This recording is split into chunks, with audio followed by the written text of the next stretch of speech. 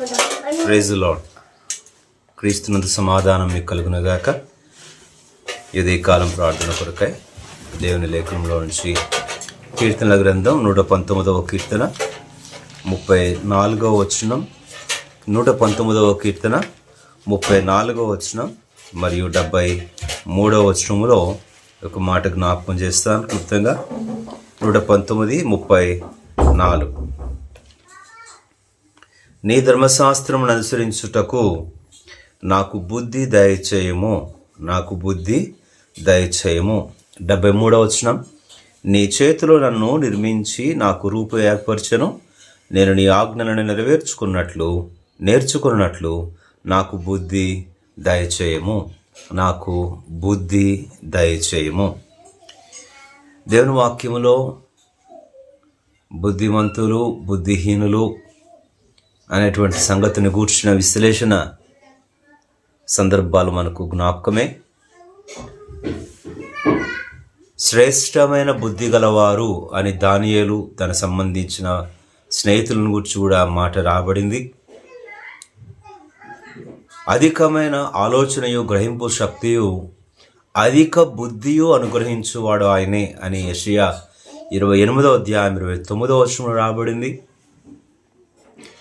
బుద్ధిమంతులైతే ఆకాశమండలమందలి జ్యోతుల వలె ప్రకాశించుదురు అని దానియేలు గ్రంథం చివరి అధ్యాయంలో లేఖనం సెలవిస్తుంది. ఇలాగున అనేకమైన వచనాలు బుద్ధిమంతులు లేక బుద్ధిహీనులు అనే మాటను గురించి చూస్తాం. కలిగి ఉండవలసిన బుద్ధి, ఉండకూడని బుద్ధిని గురించి కూడా లేఖనం రాబడుతుంది. విరోధ బుద్ధి కలిగి ఉండకుండా ఇట్లాంటి మాటలు కూడా రాబడుతున్నాయి. సరే, బుద్ధి దయచేయము అన్న ఈ మాటలో లేఖనములు అనేకమైనటువంటి సంగతులు మనం ఎరిగినప్పటికీ ఈ ఉదయకాలము దేవుని యొక్క ఆత్మ నిశ్చయితను బట్టి 3 మాటలు మాత్రమే జ్ఞాపకం చేస్తాను. అవి కలిగి ఉండనట్లు వాటిని దయచేయమని మన నిమిత్తమును మన వారి నిమిత్తమును కూడా ప్రార్థన చేద్దాం. మొదటిది ఏ బుద్ధి అని అంటే యెషయా గ్రంథం 57వ అధ్యాయం 19వ వచనములో, యెషయా గ్రంథం 57వ అధ్యాయం 19వ వచనము, వారిలో కృతజ్ఞతా బుద్ధి పుట్టించుచు అని రాబడి. ఈ బుద్ధి పుట్టించాలంటే దేవుడే. ఇది మాత్రమే కాదు, ఇంకా అనేక చోట్ల వారిలో ఆ బుద్ధి పుట్టించి అని రాబడుతుంది. ఉదాహరణకు నెహెమ్యా గ్రంథంలో, ఎజ్రా గ్రంథం, రాజునకు దేవుడు ఆ బుద్ధి పుట్టింపగా అని రాబడి. అలాగనే నిర్గమకాండములో మోషే ప్రత్యక్ష గుడారము సందర్భములో కూడా, మీలో ఎవరికైతే యెహోవా మందిరము నిమిత్తము దాని సేవ నిమిత్తము ఇచ్చుటకు యెహోవా మీకు బుద్ధి పుట్టించెనో వాడు తీసుకొని రావాలని రాబడుతుంది. ఇట్లా బుద్ధి పుట్టింపగా అనే మాట కూడా చూస్తాం. సరే, ఇక్కడికి వస్తే మొదటిది కృతజ్ఞతా బుద్ధి అనే మాట. అంత్యదినాలలో కోల్పోయేది ఇదే. తిమోతికి రాసిన పత్రికలో అపోస్తలుడైన పౌలు అంటాడు, అంత్యదినములందు అపాయకరమైన కాలములు వచ్చును అని రాబడుతూ బింకములు ఆడువారంటూ అక్కడ అంటాడు, కృతజ్ఞత లేనివారు. ప్రభువైన దేవుడు మన కొరకే జరిగించిన శిలువ కార్యానికి కృతజ్ఞత, ఆయన మనల్ని చూపించిన ప్రేమకు, కృపకు, మనకు జీవితంలో జరిగించున్న మేలులన్నిటికీ కృతజ్ఞతగా ఏం చేస్తున్నాం? జరిగించిన వాటిని, అనుగ్రహించిన వాటిని, ఆయన మన పక్షాన నెరవేర్చిన వాటిని అనుభవించడం మాత్రమేనా, లేక దానికి ప్రతిగా కృతజ్ఞతగా ఆయన కొరకు ఏం చేస్తున్నాం? ఇది చాలా ప్రాముఖ్యమైన సంగతి. కాబట్టి దేవుని ఎడల ఆయన నుండి పొందిన మేలుల విషయమై కృతజ్ఞత కలిగి ఉండడం, కృతజ్ఞత స్తుతులు చెల్లించడం వరకు మాత్రమే పరిమితము కాదు. మన కృతజ్ఞత మన క్రియలలో కనబడుతుంది, మన పరిచర్యలో కనబడుతుంది, మన జీవితంలో కనబడుతుంది, ప్రభు కొరకు జరిగించే దాని విషయమై. కాబట్టి అబీగయలు, నాబాలు భార్య అబీగయలు, నీవు చూపిన బుద్ధి విషయమై నీవు ఆశీర్వాదం నందుదువుగాక అన్నాడు దావీదు. ఏమిటా బుద్ధి? కృతజ్ఞతా బుద్ధి. తన భర్తకు లేనిది తనకున్నది కనుక ఈ కృతజ్ఞతా బుద్ధి అనేది చాలా ధన్యకరమైనది. అట్టిది ఆయన ఆనందించేది. కాబట్టి ఈరోజు విశ్వాసుల జీవితాలలో దేవుని నుండి ఎంతో పొందుతాం. ఆయన శిలువ కార్యం, ప్రాణం, ఆయన రక్తము, ఆయన గురించి రక్షణ, నీతి విమోచన, పరిశుద్ధతలు, అనుదిన జీవితంలో దేవుడు జరిగిస్తున్న అనేకమైన కార్యాలు, సంగతులు, గతమంతటిలో దేవుడు చేసిన వారి శక్తికి మించిన మానవాతీతమైన దైవ శక్తికి యొక్క నిరూపణలు అనేకం అనుభవించి కూడా తగినంత కృతజ్ఞతతో జీవించకపోవటం చాలా బాధాకరం. నిజంగా కృతజ్ఞత ఉంటే దేవుని కొరకు ఎన్నెన్ని కార్యాలు జరిగించాలి, ఎంత పూనుకోవాలి, ఎంత త్యాగాలు చేయాలి, ఎంత నిలబడాలి. కాబట్టి ప్రార్థన చేద్దాం. ప్రభువా, ఇటు కృతజ్ఞత బుద్ధి నాలో మాలో పుట్టించు. సంఘంలో ప్రతి విశ్వాసికి నీ కలవరి కార్యమును గూర్చి, జీవితంలో జరిగించిన కార్యములన్నిటిని గూర్చి తగినంతటి కృతజ్ఞత బుద్ధి కలిగి ఉండి నిన్ను సేవించినట్లు. రెండవది, యెషయా గ్రంథంలోని 50వ అధ్యాయంలో 4వ వచనము 5వ వచనంలో కూడా ఓ చక్కని ప్రవచనాత్మకమైన మాట క్రీస్తును గూర్చి 4వ అధ్యాయం చివరి మాట చదువుతాను సార్. 50వ అధ్యాయం యెషయా గ్రంథం చివరి. శిష్యులు వినునట్లుగా నేను వినుటకై ఆయన ప్రతి ఉదయమున నాకు వినుబుద్ధి పుట్టించుచున్నాడు. వినుబుద్ధి.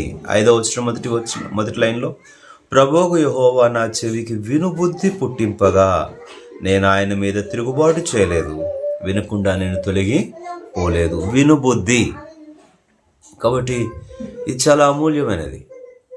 దేవుని స్వరం వినడం. మరియ ఆయన పాదాల దగ్గర కూర్చుంది. ఏం కలిగి? వినుబుద్ధి కలిగి. చెవి గలవాడు ఆత్మ సంగములతో చెప్పుచున్న మాట వినుగాక రావు.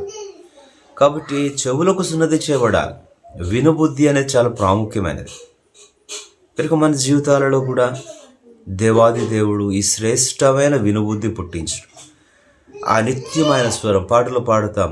నీ స్వరము వినిపించు ప్రభు, నీ దాసుడు ఆలకించిన. ఉదయమునే లేచి నీ స్వరము వినుట నాకు ఎంతో ధన్యత, ఆనందము, సంతోషం అని పాడతాం. వింటున్నామా? దేవుని స్వరం, దేవుని మాటలు, దేవుని వాక్యంలో నుంచి వినగలిగేటువంటి ఆ వినుబుద్ధి ఉందా? వాక్యం రాబడింది హబక్కూ గ్రంథం 2వ అధ్యాయంలో. హబక్కూ గ్రంథము 2వ అధ్యాయం 1వ వచనంలో, దీని విషయమై యెహోవా ఏమి సెలవిచ్చునో అని వినుటకు నేను కావులివాని గోపురం మీద కనిపెట్టుకొని ఉంటిని. కనిపెట్టుకుని మనం మాట్లాడడం కాదు, మనం చెప్పుకోవడం కాదు. ఎలా కాలం మనం అడిగింది అడగడము, చెప్పింది చెప్పడము, ఏడ్చింది ఏడవడము కాదు. దేవుడు ఏం చెప్తున్నాడో, లేఖనంలో ఏం పలికింది, దేవుడు నాతో ఈ విషయంలో ఏం మాట్లాడుతున్నాడు, వినుబుద్ధి. కాబట్టి మన జీవితంలో వినుబుద్ధి, ఆయన స్వరం వినకుండా, ఆయన మాట తెలుసుకోనకుండా, ఆయన మనస్సు తెలుసుకోనకుండా, ఆయన ఆలోచన మనం తెలుసుకోనకుండా, ఆయన స్వరం మనం వినకుండా మన చెవులు మూతపడితే అది చాలా భయంకరమైన దుస్థితి. కాబట్టి ఇక్కడ జ్ఞాపకం చేస్తున్నాను, వినుబుద్ధి పుట్టింపగా. ఆయన ఆలోచనల గురించి, ఆయన మనస్సును గురించి మనం ఎంతైనా కూడా గ్రహించవలసిన వారమే ఉన్నాం. కనుక ప్రభుని అడుగుదాం, ప్రభువా మరీ అధికంగా నీ వాక్ మనుషుల మాటలు వినడానికి ఎంతో వినుబుద్ధి. గమనించండి ఎంత భయంకరంగా మన చెవులను సాతాను ప్రలోభ పెడుతున్నాడు. ఎవరైనా ఒక వ్యక్తి మాట్లాడుతూ ఉంటే ఆ సంగతులు ఈ సంగతులు, వారి మీద వీరి మీద, ఆ ఇంటి కబుర్లు ఈ ఇంటి కబుర్లు, ఆ జీవితం గురించి ఈ జీవితం గురించి మాట్లాడుతుంటే చాలా ఆసక్తి ఉంటుంది. ఎంత వినుబుద్ధి ఉంటుందో, భలే వినాలనిపిస్తుంది. గంటలైనా కూడా ఫోన్లు కట్ చేయం. కానీ వర్తమానం పెట్టుకున్నాం అనుకోండి, ఫోన్లో 45 నిమిషాలు 50 నిమిషాలు వర్తమానం ఎవరిదని పెట్టుకున్నాం అనుకోండి, 10 నిమిషాలు 15 నిమిషాలు అవ్వగానే మళ్ళీ విందాంలే.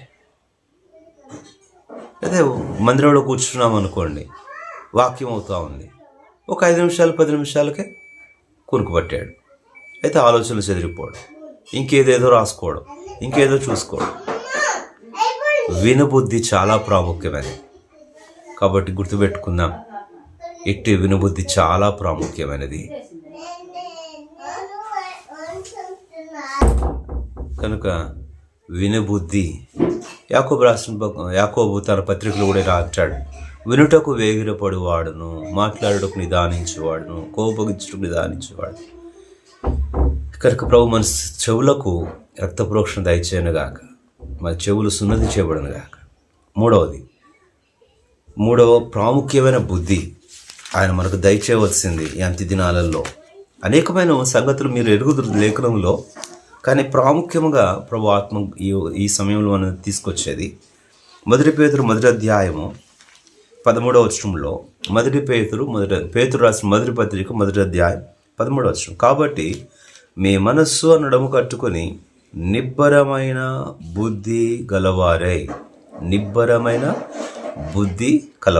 5వ అధ్యాయం 8వ వచనం కూడా, పేతురు రాసిన మొదటి పత్రిక 5వ అధ్యాయం 8వ వచనం. నిబ్బరమైన బుద్ధి కలవారై మెలకువగా ఉండుడి. కాబట్టి ఈ నిబ్బరమైన బుద్ధి, సోబర్ అంటే ఈ నిబ్బరము ఎవరిచ్చేది, ఎవరు కలుగుతుంది? నీతిమంతుడు నిబ్బరంగా ఉంటాడు. జడియక, భయపడక, ఆందోళన చెందక, దేవుని సన్నిధి, దేవుని వాగ్దానం, దేవుని శక్తి ఉన్నదన్న విశ్వాసం కలిగిన వ్యక్తి నిబ్బరంగా ఉంటాడు. శ్రమలన్నింటి మధ్య ఎంతో నిబ్బరంగా, నిమ్మలంగా. నిబ్బరం అనే మాటకు మరొక దీంట్లో చూస్తే కాన్ఫిడెంట్ అని కూడా అనిపిస్తుంది. చాలా కాన్ఫిడెంట్గా, చాలా కామ్గా, చాలా ధైర్యంగా, దుర్వార్తకు జడియక, శ్రమలకు బెదరక, నలుదిక్కులా కూడా భయోత్పాతం కలుగుతున్నా కూడా ఏమాత్రం కూడా అలజడి చెందక నిమ్మలంగా. ఎందుకు? దేవుని శక్తిపై, దేవుని ఉనికిపై అపారమైన విశ్వాసం. కనుక ఈ నిబ్బరం అనేది ఎంత మేలైన లక్షణమో మనం చూస్తాం. చెరసాలలో ఉన్నా కూడా భక్తులు నిబ్బరంగా ఉన్నారు. కేకలు వేసి, గుండెలు బాదుకొని, ఏడ్చి, గగ్గోలు పెట్టలేదు. ఈరోజు విశ్వాసులు అనేక మంది తమ జీవితాలలో శ్రమలు అన్యులకు, విశ్వాసికి, ఇద్దరికి ఒకే విధమైనవే. వారికి ఏవే వస్తాయి, మనకి ఏవే వస్తాయి. బండ మీద ఇల్లు కట్టుకున్న వ్యక్తికి అదే గాలి, అదే తుఫాను, అదే వర్షం, అదే వాన, వరద. ఇసుక మీద ఇల్లు కట్టుకున్న వ్యక్తి కూడా అదే వరద, అదే వాన, అదే ఒక సేమ్ సిమిలర్. ఏం మార్పు ఉండదు. వాళ్ళకు వచ్చిన సమస్యలే మనకే వస్తాయి, మనుషులందరికీ వచ్చేవే వస్తాయి. వాక్యం రాబడింది కదా, మనుషులందరికీ కలుగు శోధన తప్ప వేరొకటేదో మీకు పుట్టించడం లేదు. అయితే వారు ప్రతిస్పందించే తీరు, మనం స్పందించే తీరు వేరుగా ఉండాలి. ఆ శ్రమలో అదే శ్రమ ఒక అన్యునికి వచ్చినప్పుడు ఎలా స్పందిస్తున్నారు, ఒక విశ్వాసికి తటస్థిస్తే ఎలా స్పందిస్తున్నారు. నేడు దినాన కనిగిరి దగ్గర పామూరులో ఒక దైవ సేవకురాలు దెబోరా అనేటువంటి సహోదరి ప్రభు మహిమలోకి పిలువబడింది. 2 కూతుర్లు సాక్ష్యం చెప్తున్నారు భౌతిక కాయం దగ్గర, తల్లి దేహం దగ్గర. నా తల్లి మాకు చెప్పింది, నేను పరలోకానికి వెళ్ళిపోతాను, దేవుని దగ్గర వెళ్ళిపోతాను, మీరు బలంగా ఉండాలి, స్ట్రాంగ్గా ఉండాలి, దేవుని కొరకు జీవించాలి, దేవుని పరిచర్య కొనసాగించాలని ఎప్పుడు చెప్తూ ఉండేది. ఇప్పుడు మేము ధైర్యంగా ఉన్నాము, మేము పరిచర్య అలాగే కొనసాగిస్తాము, మేము స్ట్రాంగ్గానే ఉంటాము. అమ్మ చెప్పింది, అమ్మ పరలోకానికి వెళ్ళింది, మమ్మల్ని చూస్తూ ఉంటానని చెప్పింది. ఎంత నిబ్బరం అది. ఆ పాపకి సుమారు నాకు తెలిసి 15 సంవత్సరాలు అట్లా ఉంటాయేమో. చిన్నపిల్లలకు నాకు తెలిసి ఇంకా 12, 13 ఉంటాయేమో, 10 ఉంటాయేమో. చిన్న పాప చెప్తుంది, అమ్మ ఇప్పుడు సంతోషంగా దేవుని దగ్గర ఉంది, మేము భయపడము, మేము దిగులు పడము, మేము ధైర్యంగా ఉంటాం, మా నాన్నగారి కొరకు ప్రార్థన చేయండి, మేము అలాగే పరిచర్య చేస్తాం. రే ఎంత నిబ్బరం. మరొక చోట ఒక పాస్టర్ గారు పరిచర్యకి వెళ్ళి వస్తా, తన పిల్లలిద్దరూ తన భార్య కారులో వస్తా, రోడ్డు ప్రక్కన వారు తెచ్చుకున్న ఆహారం తిందామని కారు ఆపారు. ఇంతలోగా పక్క నుంచి వెళ్తున్న వాహనం అప్పుడే కారు దిగి డోర్ తీసిన ఆయన గుద్దేసింది. ఆ సమాధి కార్యక్రమంలో ఆ పసిపిల్లలిద్దరూ కూడా పాట పాడుతున్నారు. ఏంటి ధైర్యం? ఇది విశ్వాసికి ఉండవలసినది. విశ్వాసికి, దేవుని బిడ్డలకు, ఆ ప్రభువైన యేసుక్రీస్తు వారిని కలిగిన వారికి, నిరీక్షణ కలిగిన వారికి క్రైస్తవ విశ్వాసపు నిరీక్షణ కలిగిన వారికి అమూల్య సత్య గ్రంథం బైబిల్, దానిదున్న వాగ్దానముల మీద విశ్వాసము కలిగిన వారికి ఉండేటువంటి నిబ్బరం. మరి ఎందుకు అలజడి చెందుతున్నాం? సమస్యలు వస్తాయి, శక్తికి మించినవే వస్తాయి. ఆర్థికంగా వస్తాయి, ఆరోగ్యపరంగా వస్తాయి, కుటుంబంలో వస్తాయి, కలహాలు వస్తాయి, అందరికి వచ్చాయి. నిబ్బరంగా నా దేవుడున్నాడు, నా దేవుడు చూసుకుంటాడు, నా దేవుడు వాటి విషయమై న్యాయం చేస్తాడు, కార్యం చేస్తాడు, తీర్పు తీరుస్తాడు, నా దేవుడు ఈ సంగతిని చక్కబెడతాడు, ఆయన దీన్ని అద్భుతంగా ఆ దేవుని ఉనికిపై నీకున్న విశ్వాసమే నీకు నిబ్బరత కలగజేస్తుంది. అందుకని రాబడి విశ్వసించువాడు కలవరపడడు, విశ్వసించువాడు కలవరపడడు. యెషయా రాబడింది. అదే సమయంలో ఇంగ్లీష్లో అదే మాట ఏముంది? విశ్వసించువాడు తొందరపరుడు అని రాబడింది.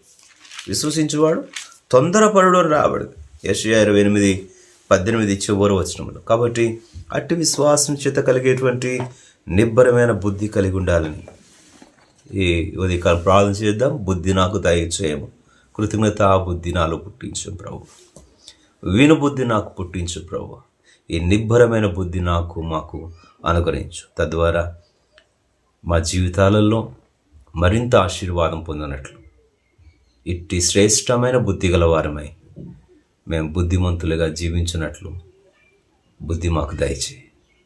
ప్రభుని అడుగుదాం. ప్రభు మనకును సంఘములోను ప్రతి విశ్వాసకుని ఇట్టి అధికమైన బుద్ధి కలగచేయువానిగా నిరూపించుకొనడుగాక. ప్రేమల తండ్రి, కలువరిలో మీరు మా కొరకు చేసిన కార్యం ఎంతో గొప్పది. అంతేకాదు ఆ రక్షణ నీతి పరిశుద్ధతలే కాదు, అనుదిన జీవితంలో మీరు చేస్తున్న మేలుడెన్నో గొప్పవి.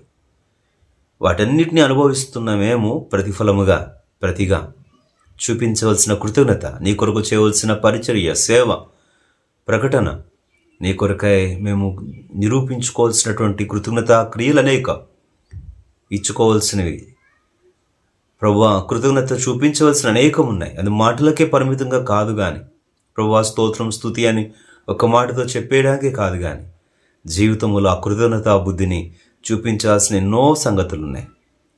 కరుణించండి, అందుకు మాకు సహాయపడండి. ఆత్మరక్షణ కూడా కృతజ్ఞతాబుద్ధితో మేము చేయవలసిన కార్యమే. ఉపదేశము కూడా కృతజ్ఞతాబుద్ధితో చేయవలసిన కార్యమే. సమర్పణ కూడా కృతజ్ఞతాబుద్ధితో, పరిచర్య కూడా, సేవ కూడా కృప చూపించండి. పరిశుద్ధ తండ్రి, వినుబుద్ధి మాకు పుట్టించండి. మనుషుల స్వరములు కొరకైనటువంటి వినుబుద్ధి కాదు కానీ, నీ స్వరము వినునేందు కొరకైన అధికమైన ఆసక్తి మాకు పుట్టించండి. లేఖనం నుంచి మరింతగా నీ స్వరం మేము విందుగాక. నిబ్బరమైన బుద్ధి దయచేయండి. సమస్యలు, శ్రమలు, అనేకమైన నిందులు, అవమానాలు, తిరస్కారాలు, కొరతలు, ఎటు చూసినా కూడా ప్రశ్నలు, భవిష్యత్ అంత అంధకారం, సమస్యల వలయం, వీటన్నిటి మధ్య నిబ్బరత మాకు దయచేయండి. ఎంతో ధైర్యంగా, నిబ్బరంగా మేము నిలబడడానికి కృప చూపించండి. ఇర్మియా 1:17 ఇర్మియా తన నువ్వు భయపడకము, లేకపోతే నేను నీకు భయం పుట్టిస్తానన్నాను. అట్టి ధైర్యం మాకు దయచేయండి. కృప అనుగ్రహించమని సంఘములో ప్రతి విశ్వాసిని మేలుతో దర్శించండి. మందిర అక్కర్లు తీర్చండి, పరిచర్య అవసరతలు తీర్చండి, ముందున్న కాలం కొరకే మనం బలపరచండి. ప్రార్థన సమయం అంతే కూడా దీవెనకరంగా చేసి ప్రతి ఒక్కరి ప్రార్థన మీరు అంగీకరించి పరము నుండి జవాబు దయచేయమని యేసుక్రీస్తు వారి పేరట ఈ విషయములు ముందు పెట్టి ప్రార్థించి వేడుచున్నాము తండ్రి. ఆమేన్. ప్రార్థించండి.